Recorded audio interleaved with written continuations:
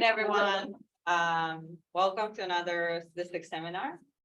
Today we have Monica Alexander as our speaker. So first a little introduction. So Monica is an assistant professor in statistical sciences and sociology at the University of Toronto. Her research focuses on developing statistical methods to help measure demographic and health outcomes. She received a PhD in demography and a master's in statistics from UC Berkeley. And she has worked on research projects with the UN organizations such as UNICEF, the World Health Organization, UNHCR, and her work has appeared in journals such as Demography, Epidemiology, The Lancet, Global Health, and JAMA. I hope you all join me in welcoming Monica. If you have questions, you can talk, please raise your hand and we'll call on you to ask a question. If you're on Zoom and you have questions, you can write them in the chat or also raise your hand. Right. Thanks very much. Thanks, Emma, and thanks everyone for coming, and thanks for the invitation to speak today. It's really great to be here. I'm sort of en route back to Australia, so it's a weird sort of like sub trip from Vancouver, but it's great to have a couple of days away from my small children. Okay, so today I'm going to be giving a pretty high level talk about Bayesian demography, in particular going through a little bit of a brief history about how the field came about, some recent applications to various contexts, and focusing on a specific project looking at estimating stillbirths by timing, and then finish off with some future considerations for the field in future work. Is this going to work? Maybe not. Maybe I'll just use my, oh no, hang on. Okay, I'm back. All right, so demographers. Demography as a field is interested in studying population processes. We're interested in how populations change over time and how patterns in population change vary across space and different types of people. And an important part of demography as a discipline is demographic estimation. In obtaining reliable estimates of demographic outcomes is important for like local governments, for resource planning, for example, for setting health and public policy, and arguably forms the basis of all other inference that happens in the social sciences. So we're interested in how populations change. So how can a population change? People can be born into a population, people can die, people can move into a population, or people can move out of a population. And so we end up with this nice little demographic accounting identity, where we can say the population in the next time period is equal to the current population plus births minus deaths plus in-migrants minus out-migrants. So this has to be true. There's no other way that we can create people or take them away, right? So if we had really good data on each of these components, then demography and coming up with demographic estimates would just purely be an accounting exercise. We can just tabulate people in different groups. But the crux is that we usually don't have very good data on one or more of these components, and sometimes we don't have any data at all. So there are a bunch of different reasons why. A big one is that sort of the gold standard data source for births and deaths, civil registration and vital statistics systems, actually don't exist in most countries worldwide. So we have to rely on other data sources that are less reliable, so things like surveys, for example. Another one is that migration is kind of hard to measure and hard to get data on. So who constitutes a migrant sort of depends on your question of interest, your temporal sort of granularity, your spatial granularity, for example. And even if you have a clear definition of who constitutes a migrant, it's often hard to get data on this because governments are more interested in who's coming in rather than who's going out, for example. All right, so there's a bunch of different reasons why we don't often have data on each of these components. So in reality, we have this massive plus error on the right-hand side, right? So, and as soon as we sort of dealing with errors, dealing with uncertainty, we start thinking about using statistical models to obtain reliable estimates of the outcomes that we're interested in. And in particular, in the field of demographic estimation, the use of Bayesian methods has really increased exponentially, particularly over the last decade. There's a number of different reasons why Bayesian methods are well suited to demographic problems. Hopefully that'll become clearer during this talk, but briefly, a few different reasons. So a big one is that even though individuals are sort of unreliable and unpredictable themselves, when you look at an aggregate of individuals at the population level, we actually have a pretty good idea about like when people die, for example, about when people have kids. So we actually have sort of a good reason to have prior knowledge about what we expect to see. There's a sort of a natural hierarchical structure in populations, right? We have individuals within subpopulations, within subregions, within countries, for example. And so it sort of naturally lends itself to using hierarchical models. And then because, you know, first and foremost, we're often interested in like this accounting identity with different components, and data about these different components come from different sources. We often want to reconcile different sources of demographic data in the one model, which have different sorts of measurement error and non-sampling error, for example. So I said that Bayesian methods have sort of increased exponentially over the past decade. So I thought I'd just give you a little bit of a brief history about how that came about, or how I think it came about anyway. So Bayesian demography actually really started with Bayesian inference in general with Laplace. So Laplace actually was interested in a lot of different questions about populations. He did a lot of work about marriages and a lot about fertility. And in this particular project, he was interested in the sex ratio at birth in Paris. So the sex ratio at birth is the number of male babies divided by the number of female babies.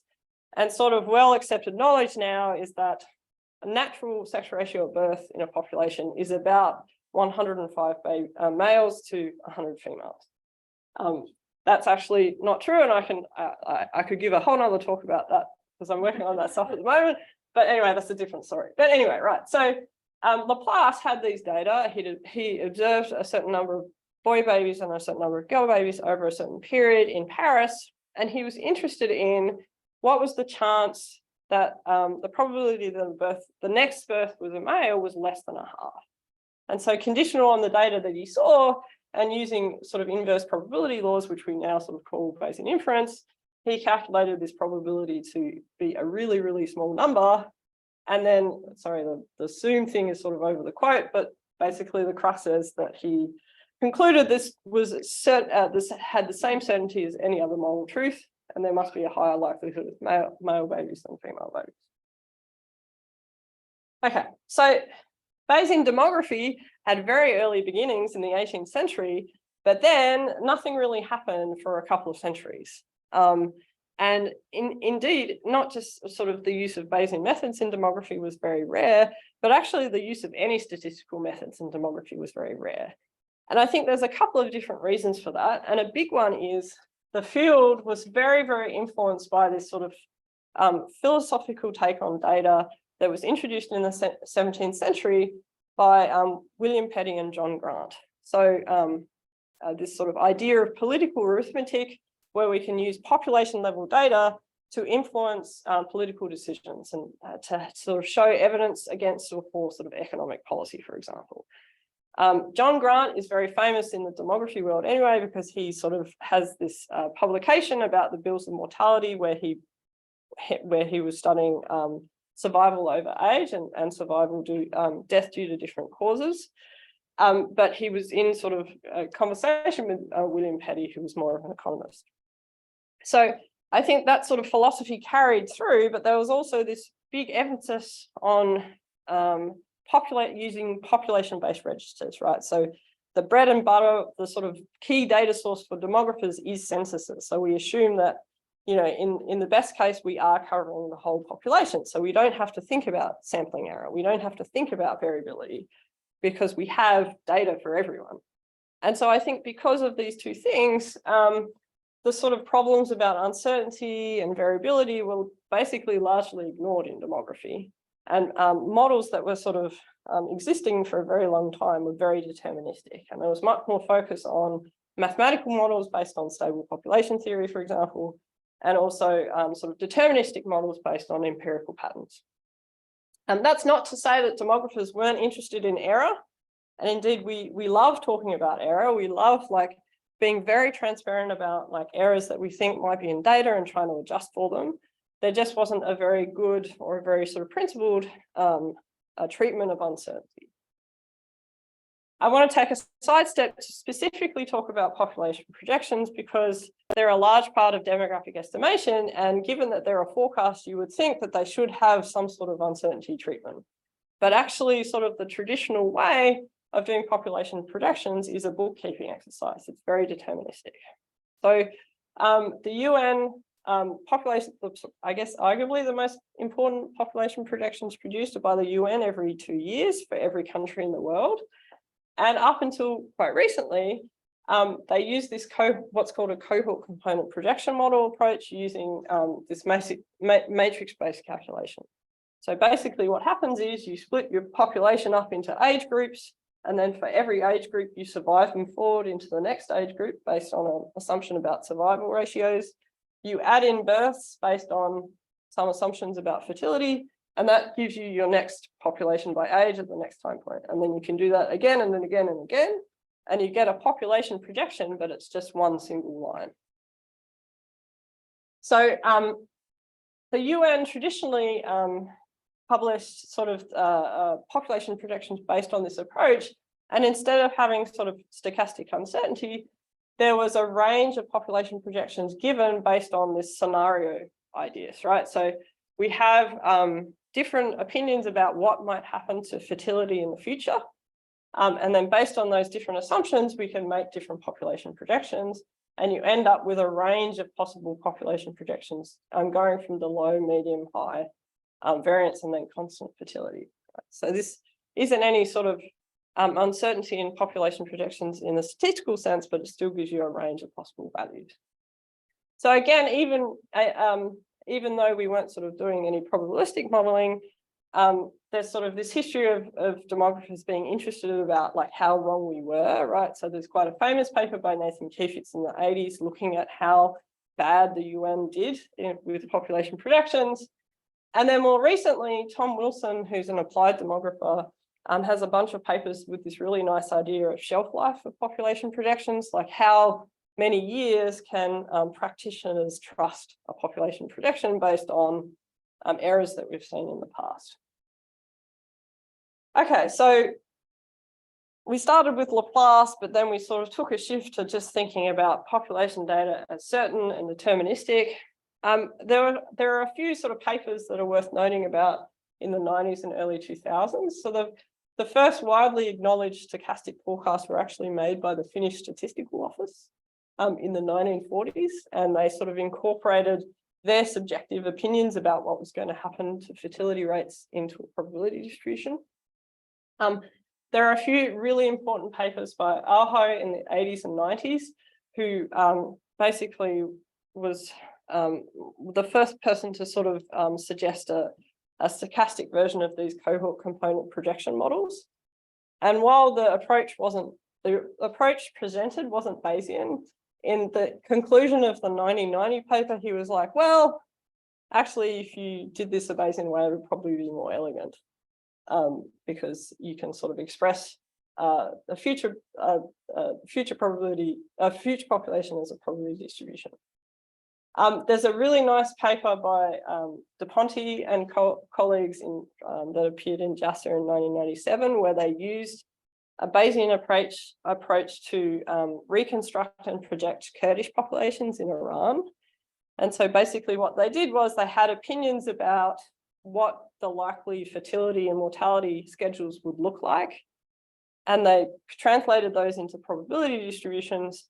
And then they combined that with the usual sort of projection methods and used Monte Carlo simulation to get sort of uncertainty intervals around their projections. And there are a few other papers in the early 2000s and 2010s, but what was also happening was a lot more stuff in adjacent fields. So people in spatial statistics and people in epidemiology were starting to sort of explore Bayesian methods. And Peter Condon, for example, in sort of mid-2000s and early 2010s was doing subnational life expectancy estimation using Bayesian hierarchical models. Okay, so there was some stuff going on, but then it all really changed in 2014 when the UN did this massive overhaul of how they do their population projections and published probabilistic population projections for the first time. So this effort was led by Patrick Goland at UNPD and Adrian Raftery, who's here or not here, enjoying his time in Paris, presumably.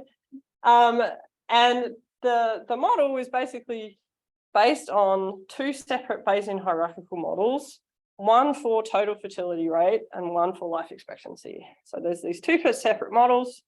They do sort of a probabilistic projection of these two quantities.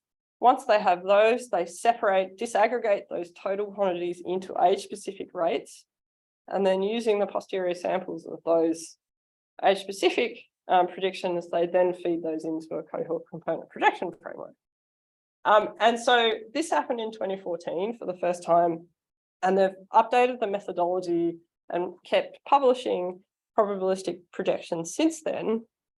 And I think this was really a turning point for the field. And this was really hugely influential with making this idea of stochastic projections sort of the status quo, and also introducing demographers to the idea of using Bayesian methods. And so I think that really this sort of shift, because the UNPD population projections are such a central part of demographic estimates across the world, this led to a paradigm shift in the field. And again, people becoming more aware of these methods. And of course, this happened in 2014, which is sort of on the back end of the wave of MCMC methods becoming a lot more implementable. The software and the usability of things like bugs and JAGs was becoming much more easy. Stan was introduced about that time. INLA was probably around. Sorry, I don't know anything about INLA, but there are lots of people in this audience who do. And so it's sort of like, you know, there was a lot of momentum and there was a lot of access for demographers and other social scientists to start using these methods. And I think additionally, the sort of changing nature and demand for different types of demographic estimates also contributed to this. So we're in this era of the UN organizations being really interested in the Sustainable Development Goals that calls for timely global estimates of different demographic and health outcomes. And so there's an increased demand to try and produce estimates of demographic outcomes in a timely way, even if we don't have very much data. And if we don't have very much data, sort of Bayesian methods are quite suited to this situation. A second thing is, I think that as we get more data in high-income countries at a more and more granular timescale and a more and more spatial timescale, there was an increasing demand for subnational estimates at a smaller and smaller geographic scale. And this is also tied into the fact that although overall survival in populations is increasing over time, well, with an asterisk about the last few years, but even though overall survival is increasing, we're seeing increased inequality in populations within countries. So I think that this all ties into sort of increasing demand about like what's actually happening within countries. And then the final thing is that, you know, demographers and social scientists are now sort of faced with this availability of all these sort of interesting data sources that we never had before that are possibly useful for demographic estimation. So things like social media data, things like other digital trace data, admin data. And these sorts of data have a lot of like issues with bias and non-representativeness that could be, they're quite sort of, and Bayesian methods are quite suited to sort of try and combine these with other data sources to get reasonable estimates. Okay, so we're in this period where we have, I guess actually Bayesian demography is almost synonymous with statistical demography. It's so common now. And so I just wanted to go through a little bit of sort of the broad categories where it's being applied. So the first one is obviously projection. And there's sort of been a lot of work on making these sort of turning these deterministic cohort component projection models into sort of probabilistic projection models, particularly at the subnational region. So I guess I'm picking that because I have a paper from last year trying to use these models in the subnational regions where migration is a lot more important in terms of a component of population change. And then there's also been a lot of work using Bayesian methods for specific components. So for example, since the initial work with the UN, Adrian's group has now been they've done some work on projecting migration at the global scale, and that's now also included in the UN population projections. The second sort of area that these methods are widely applied, I think, is this idea of incorporating expert opinion, which is kind of interesting because on the one hand, when I read this work, I'm like, oh, I don't know if I agree with this, but actually when you read the original papers about Bayesian demography, one of the reasons they were advocating for this was, oh, we can include our subjective expert opinion about what's going to happen. And I think this sort of take on Bayesian methods has been really sort of pushed forward by a group in Southampton who've done a lot of work on migration estimation in Europe. So convening a group of experts, giving them a survey about what they think is going to happen about migration rates, and then sort of encoding those beliefs into a probability distribution and using it in a Bayesian framework. The third sort of area is like subnational estimation, which often turns into a small area estimation problem. John and John's group is sort of leading the way here, incorporating spatial models into demographic estimation, also thinking about principled ways to include sampling design and survey data into these models, particularly in low and middle income countries.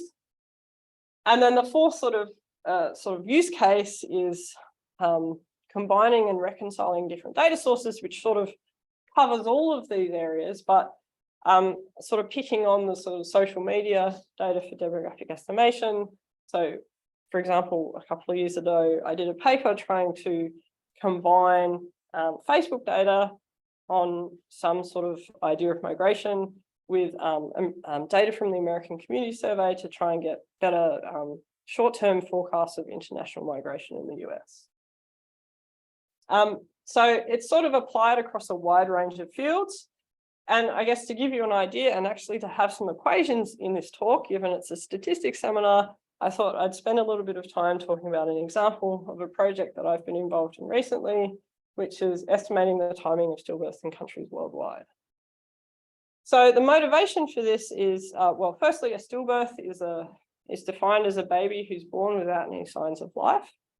And actually, on a global scale, the burden of stillbirths is actually very similar to the burden of neonatal mortality. So it's a substantial global health issue. And reducing stillbirths is a part of the Sustainable Development Goals agenda. And in particular, there's a goal to end preventable stillbirths by 2030. Stillbirths can either happen before or after the onset of labour. So they can either be antepartum or intrapartum. And it turns out that the majority of stillbirths that occur intrapartum are preventable if the mother has adequate access to medical resources. And so because of that, the goal of this project was to estimate the proportion of stillbirths that are intrapartum in all countries worldwide over the period 2000 to 2021.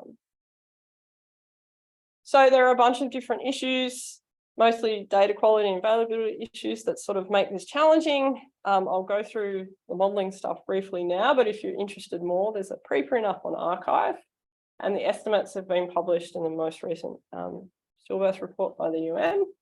This is joint work with Michael Chong, who's a PhD candidate in statistics at U of T, and we had a lot of support and input from members of the technical advisory group for the UN agency group for child mortality estimation and also UNICEF. Okay, so what's the data situation that we're dealing with?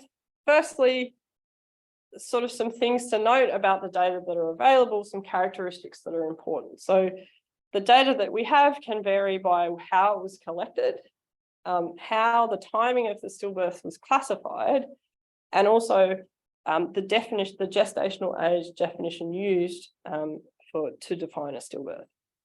So I've put the sort of like best case in the red boxes. So ideally, we would want stillbirths, data on stillbirths by timing from civil registration and vital statistics systems, because we sort of believe that this is generally good quality.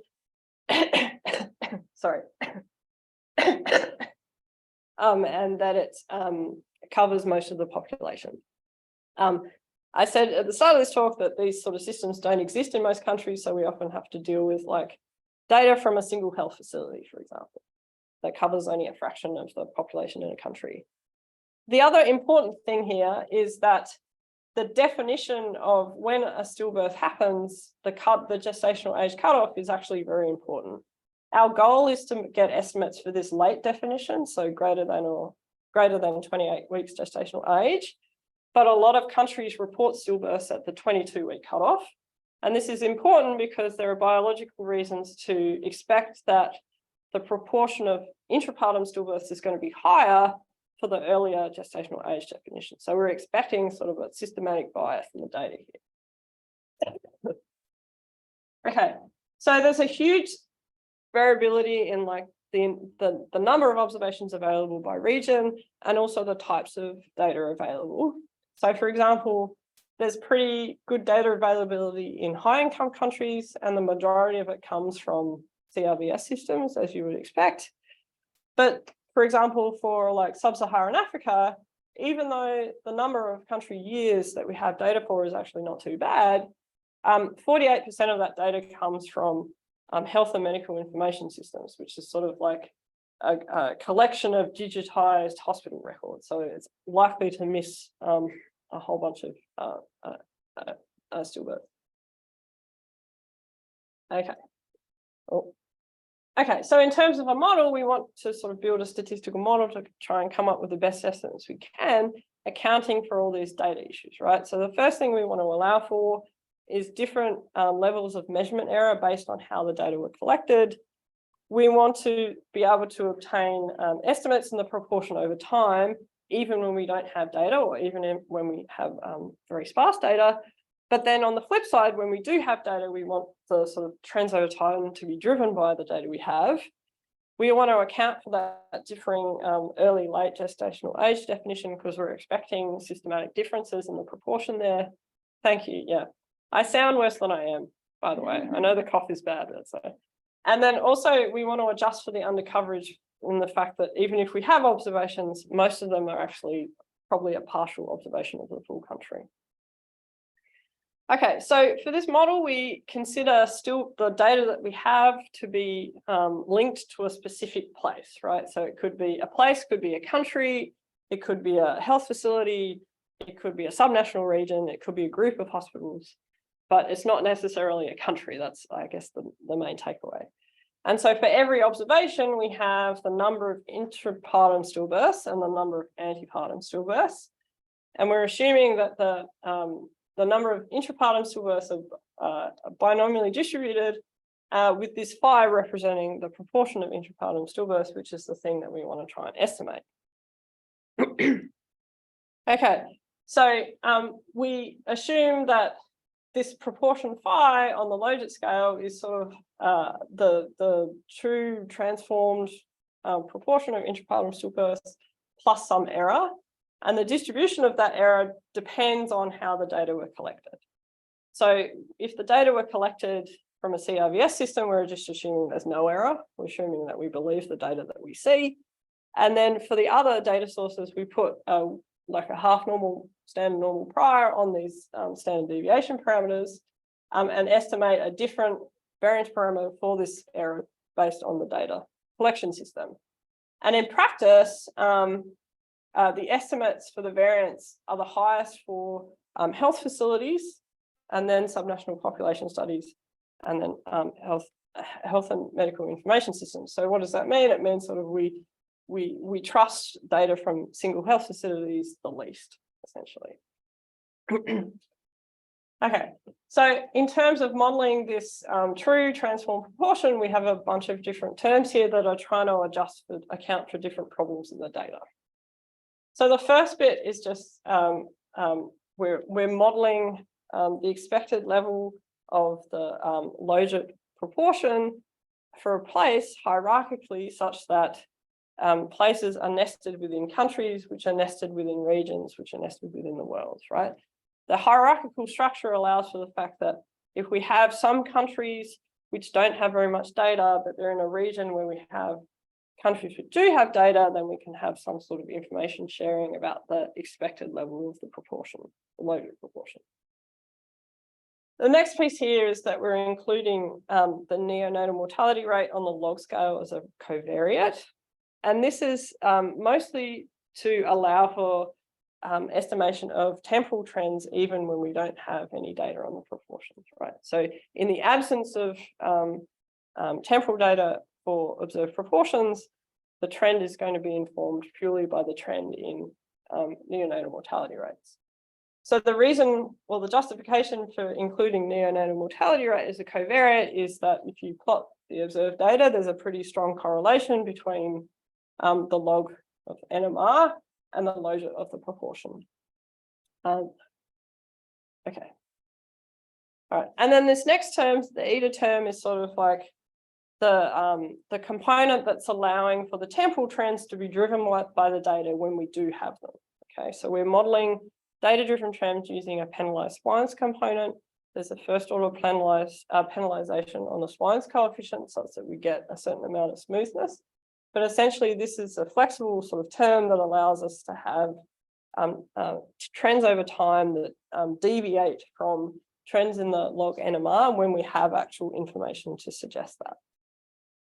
And then this final term is the definitional adjustment for to account for the fact that sometimes we have data from early definitions. We have a different definitional adjustment for high and low income countries. And so thinking about how to estimate this was actually took a little bit of thought, because in order to get a reasonable estimate of this, you really want overlap in your data. You want to see what the proportion is for the early definition and for the late definition, but we actually didn't really have any of that in our data set. And so we ended up calling upon sort of two auxiliary data sources to try and inform the priors on this adjustment term. So we had this Euro-Peristat data set, which included overlapping data or data on stillbirths by gestational age for 17 European countries. There was sort of an added complication that we didn't know what those countries were, but that they were countries that existed. And then the second data set that we have was a global network maternal newborn health registry, which had information about this overlap again. So proportions, observed proportions by gestational cutoffs for low and middle income countries. So we used these two data sets to sort of inform the prior distribution that we were putting on the gamma term for the high and low income country. Okay, so the final piece of this is actually what we want is country level estimates, but we're doing all the estimation at this place level. And so how do we actually get country level estimates? You can imagine that if we knew like how much of a place actually contributed to the whole total stillbirths in a country, we could just sort of take a weighted average for that country to get a country specific estimate. Sorry, but in practice, often we don't have full coverage for the whole country, right? So the weights wouldn't sum up to one. And also we don't actually know what these place specific weights should be. And so what we did was we sort of have this, we construct country level estimates as sort of the sum of an observed component and an unobserved component to account for under coverage. So for the observed component, the weights are estimated based on the ratio of the stillbirths that we observe in a particular data set divided by some estimate of the total stillbirths in that country. That estimate comes from another model and it has uncertainty, and we tried our best to propagate that uncertainty. So there is uncertainty around those weights. And then those are multiplied by the observed place-specific estimates that we're making. And then the second piece of this is like accounting for under coverage, right? So we've got 1 minus the sum of the weights.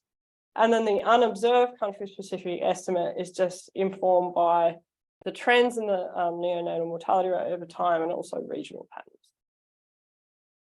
Okay, so in the interest of time, because I don't know how long I've got, but I just thought I'd show some regional estimates, and I've got other graphs at the end if people are interested in. So just to sort of draw your attention to like 3 interesting cases. So the intrapartum stillbirth proportion is pretty low and steady in Australia and New Zealand. Evidence that it sort of declined quite a bit over the period in Eastern Asia, although uncertainty is pretty high. And then it's declined maybe a little bit in sub-Saharan Africa, but not too much. Okay, so that was just an example of sort of a recent project that I've been on using Bayesian methods, and I think it's fairly indicative of how a lot of these methods are used in demography at the moment.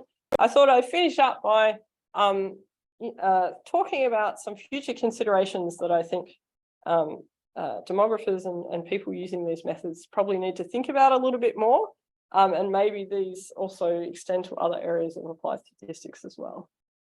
So the first one is related to how we actually build our models. So all of these sort of Bayesian models that are used, well, most of the Bayesian models that we're using in demography at the moment, the functional forms are really, there's a typo there, but the functional forms are really data driven, right?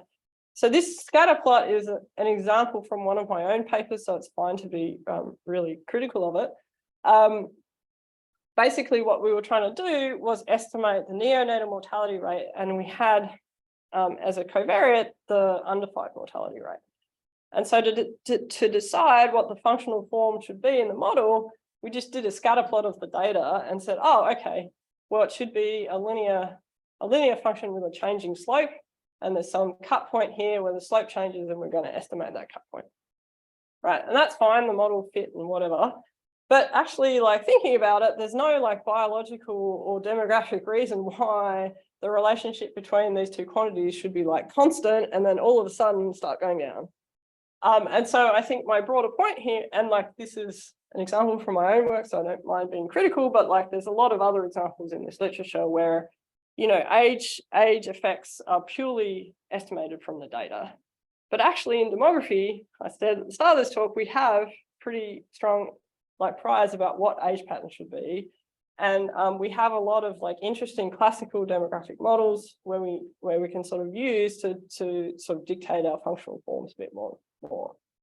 And so I think a challenge going forward is trying to think about how can we incorporate some of these more classical demographic models into these Bayesian models to balance sort of like theory-driven versus data-driven approaches.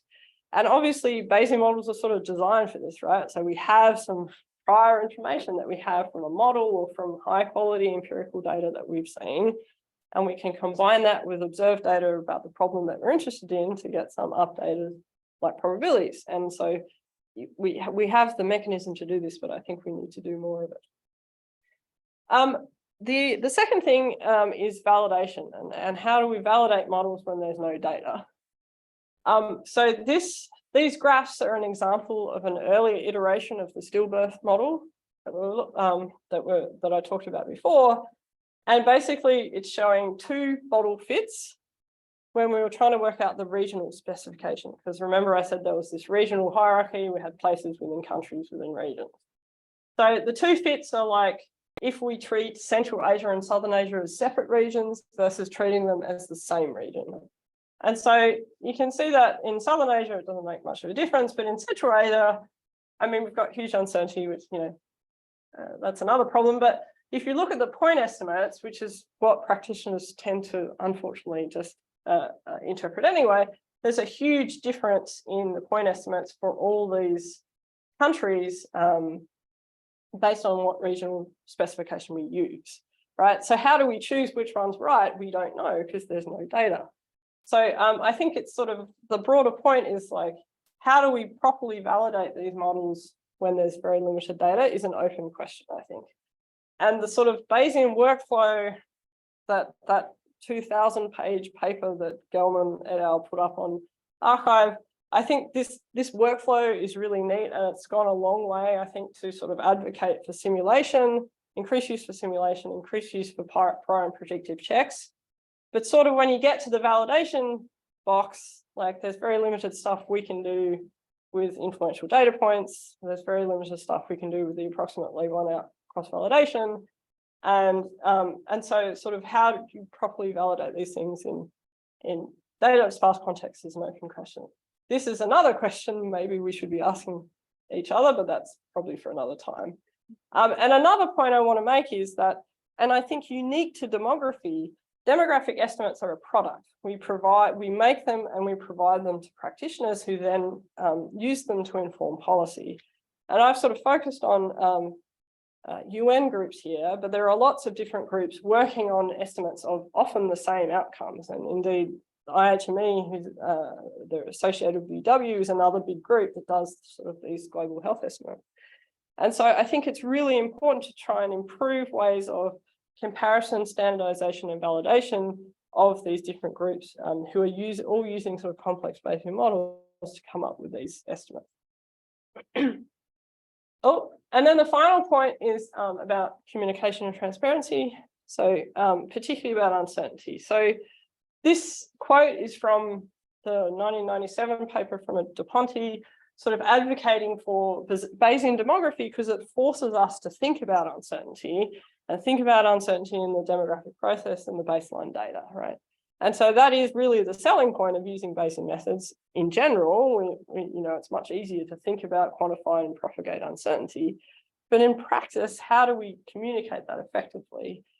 I said before that these things are often products that we give practitioners who are non-statisticians.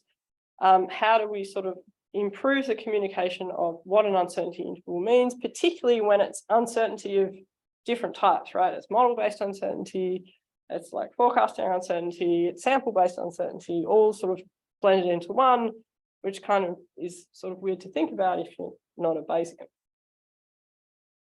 And so a broader point is like, often I think we're going down the road of like building these more and more complex models, often with limited payoff, right? So we might get slightly better estimates on uncertainty, but the complexity and the usability is like getting harder. And often if you're using MCMC algorithms, especially, they can be very slow. So how do we sort of balance the two competing goals?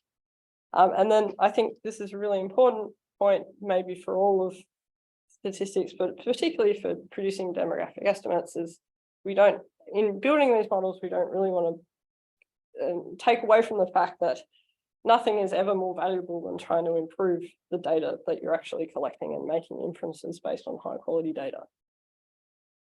All right, so that's just, I guess, to summarize, I was kind of a whirlwind overview of Bayesian demography as a field, maybe. It's really been increasing exponentially, being used a lot now. And as I said before, I think it's almost the status quo. And I think there's a good reason for that. It's really well suited for a lot of demographic problems because we do have a lot of data issues. We often have to reconcile different data sources in the one model. We have hierarchical structures and we have quite strong prior knowledge often. But I think there's a lot more work to do with calibration, validation, and again, getting back to that point that we are sort of producing products that should be usable to practitioners, trying to minimize the gap between what we're doing and what applied people actually want. And that's it. Thanks very much for listening.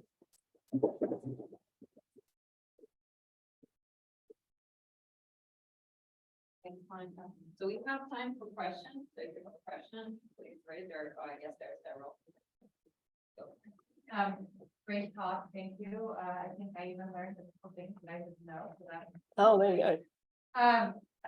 My question, and something that I think about a lot about, and we talked in John's group about this, that demography is perhaps a place where us Bayesians can make good on our party line of incorporating prior information. But especially like in low middle income countries where we're doing our work, a lot of the prior information in demography is based on demographic transition theory and based on the prior experiences of high income countries. And so when you think about going forward, I'm just interested to hear your thoughts on that. Like, how good is prior information when we don't necessarily know, or perhaps it's important for critical demographers to not rely on those wholly?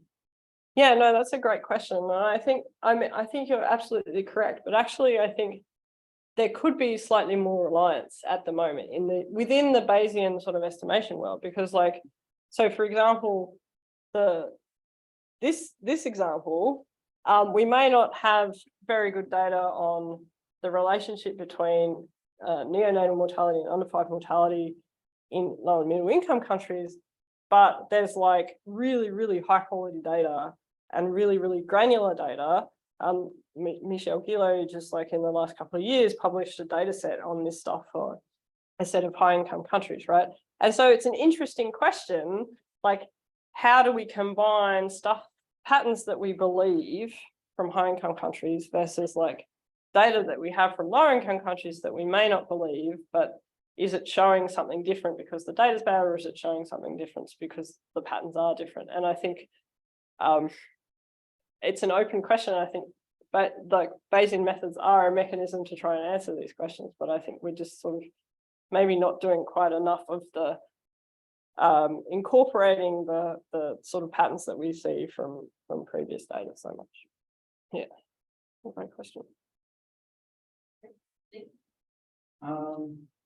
What about like premature birth rates? Are there data on that, and do you think they factor into these ones? Yeah, so absolutely. So there's data. So there's not widespread data on prematurity for low and middle income countries. And so this is sort of the issue, I think, that in terms of like thinking about covariates for this model in particular, so we could have added, there's a whole bunch of other stuff that could have like been included, and we did try and like include other stuff, but we weren't really getting much payoff. So I'm very much more like, let's just like keep it parsimonious. But yeah, rates of prematurity, the data don't really exist for low and middle income countries, but it's definitely highly influenced by that, all these sort of things. Yeah. Okay, so as a follow-up, I'm curious how, if you see like a COVID effect in your estimates, because I know COVID did have, Yeah. in some cases, they're finding pretty substantial effects on premature birth.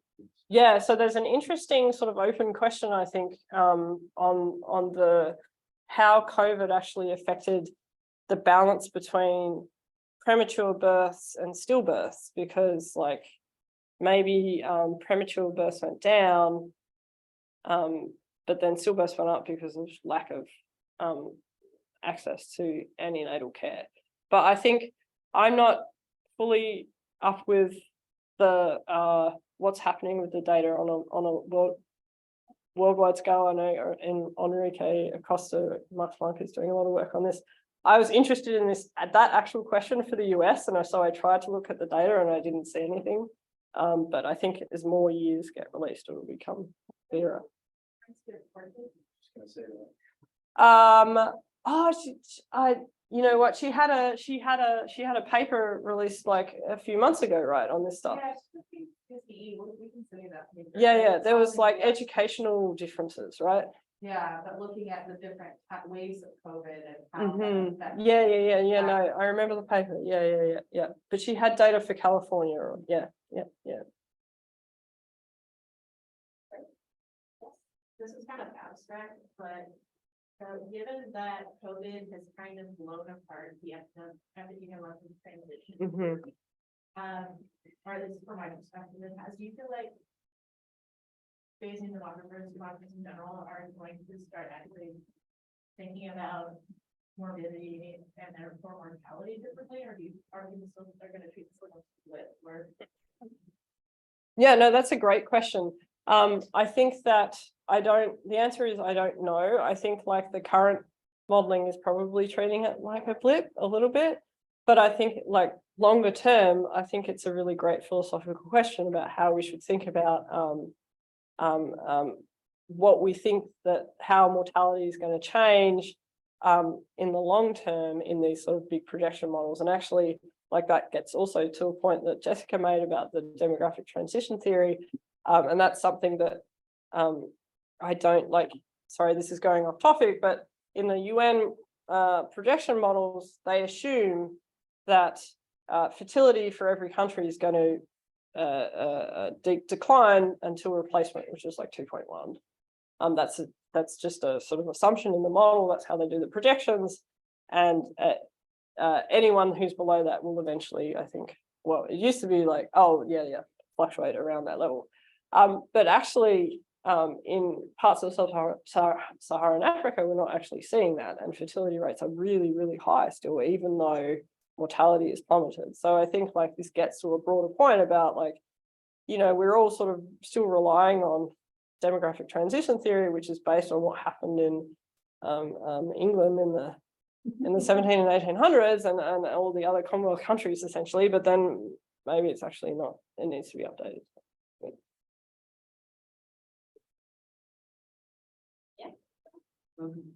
Start with that equation there, the NMR part. Yeah.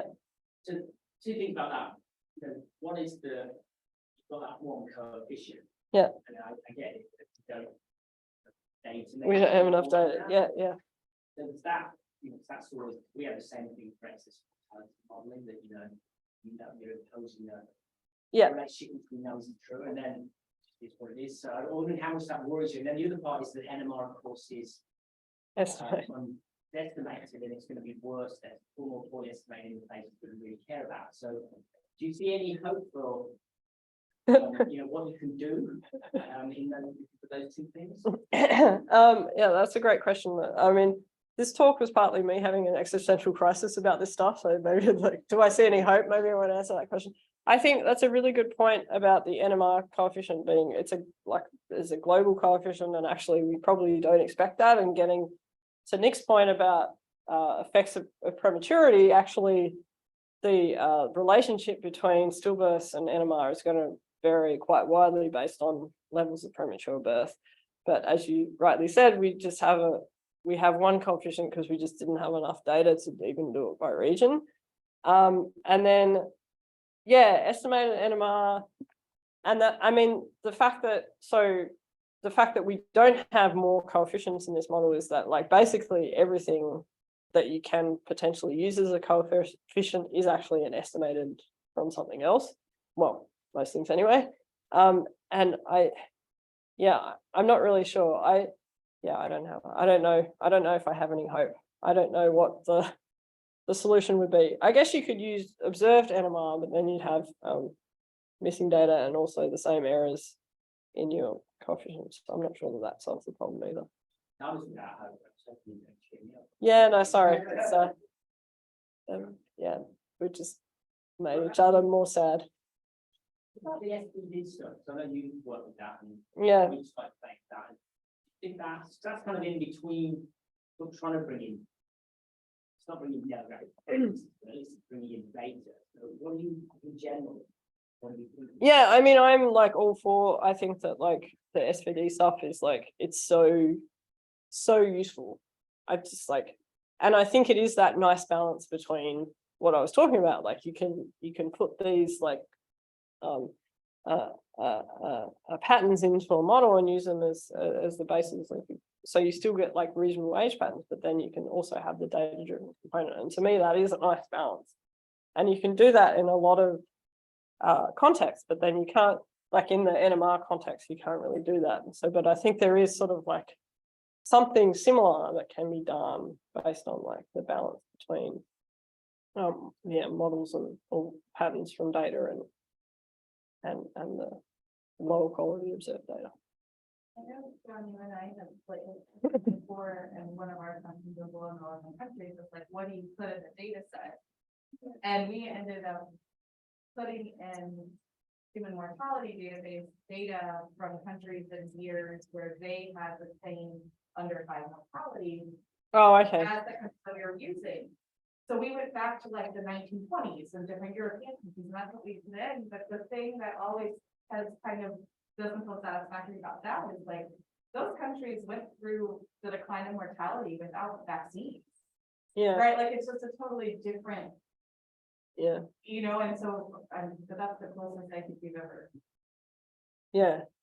Yeah, no, that's absolutely right. And I think we had this problem in the prediction, the subnational paper where we were trying to use SVD with the HIV mortality, and so HIV just sort of it's just so hard to because it was this massive effect in most of sub-Saharan Africa, and it's so unusual compared to historical mortality. It's kind of hard to think about from that